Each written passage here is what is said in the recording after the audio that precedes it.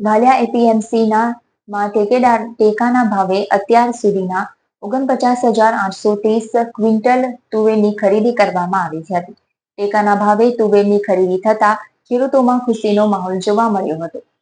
ભરૂચ જિલ્લામાં તુવેરના મબલખ પાકનું ઉત્પાદન થયું છે. ખેડૂતોને તુવેરના પોષણક્ષમ ભાવ મળી રહે તે માટે કેન્દ્ર સરકાર દ્વારા PSS સ્કીમ અંતર્ગત આ વર્ષે ખરીફ સિઝન વર્ષ 2024-25માં તુવેરના પાક માટે 7,550 પ્રતિ ક્વિન્ટલ ટેકાના ભાવ MSPમાં જાહેર કર્યા છે.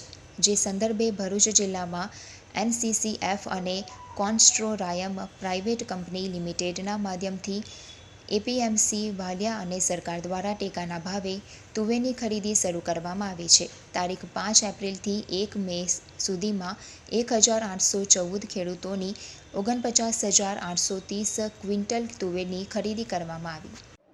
મહિપાલસિંહ ફતેહસિંહ પિલુદરિયા, એપીએમસી વાલિયા.